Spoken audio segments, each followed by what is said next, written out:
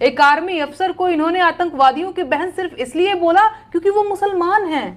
इन्हें ये हौसला अपने उस महान नेता से मिला है जो मुसलमानों को पंचर जोड़ने वाला कहता है। और कहां मर गए हैं देश प्रेम की कविता गाने वाले रीढ़ विहीन कवि लोग? कहां गए तमाम स्वघोषित देशभक्त? अब जुलूस नहीं निकालेंगे इस घटिया भाजपा नेता के खिलाफ? अब देशद्रोह का मुकदमा दर्ज नहीं करवाएंगे इसके खिलाफ? नमस्कार, आप देख रहे हैं अब तक बिहार न्यूज। भाजपा नेता विजय शाह का जुबान फिसलने की वजह से उन्होंने कर्नल सोफिया कुरैशी को आतंकवादी का बहन कह दिया। इसके बाद नेहा सिंह राठौर ने इस मामले को तूल पकड़वा दिया। शाह ने कर्नल सोफिया कुरैशी के बारे में कहा है कि जिन लोगों ने बेटियों का सिंदूर उजाड़ा था, मोदी जी ने उन्हीं की बहन को भेजकर उनकी ऐसी तैसी करवाई। बेटियों का सिंदूर तो आतंकवादियों ने उजाड़ा था, क्या कर्नल सोफिया उनकी बहन है? अरे नेहा जी, किस चक्कर में आप हैं? आप जो गीत गाई थी वो गीत के माध्यम से उस कवि को चर्चित होना था और आप ही के बहाने वो केस दर्ज करवा कर चर्चित हो गया। हमारी सोफिया बहन ने पाकिस्तानियों को ठिकाने लगाया। उनके अपमान का हम सोच भी नहीं सकते, ना मिलिट्री के ना हमारी सोफिया बहन के लिए। सोफिया बहन हमारी सगी बहन से ज़्यादा महत्वपूर्ण है, सम्मानित है, हम उसको सलूट करते हैं। अब आप बहुत से लोग फिर से ये कहने आ जाएंगे कि नहीं अभी चुप रहो, अभी देश संकट में है, अभी बोलने का सही वक्त नहीं है।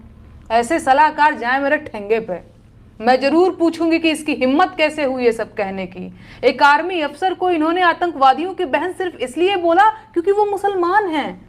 आपको क्या लगता है इस दो कौड़ी के नेता में इतना बड़ा बयान देने का हौसला कहां से आया होगा? मैं बताऊं, इन्हें यह हौसला अपने उस महान नेता से मिला है जो मुसलमानों को पंचर जोड़ने वाला कहता है। अरे छोड़िए न नेहा जी, ये भाजपा के नेता विजय शाह जी तो गलती मान रहे हैं कि जुबान फिसल गई, फिर भी आप उनके पीछे लगे हुए हैं।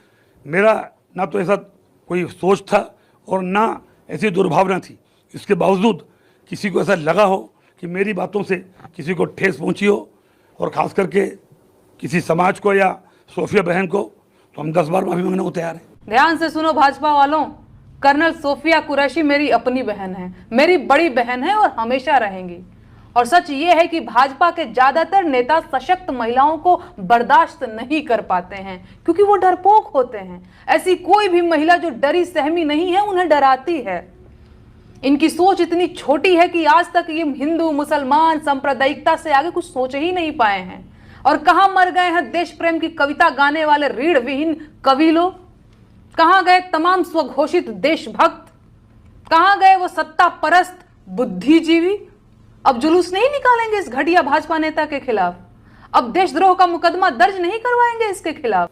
अगर कोई जोश में कोई बात निकल गई तो उससे मेरा उद्देश्य वो नहीं था, और सेना और हमारी बहन के लिए हम कभी सोच भी नहीं सकते। ये भाजपाई कितनी भी एक्टिंग कर ले, मुसलमानों के प्रति अपनी नफरत को छुपा नहीं पाते हैं ये लोग। इस घटिया नेता ने देश भर की महिलाओं के मनोबल को तोड़ा है। चिलित दिल दिमाग से अगर कोई शब्द निकला और किसी को तकलीफ हुई हो तो मैं माफी मांगता हूँ। आर्मी के मनोबल को कमजोर किया है और सैन्य बलों में मौजूद महिलाओं को दुखी किया है, पूरे देश को कमजोर किया है। अब आप लोग खुद बताइए कि इसकी सजा क्या होनी चाहिए।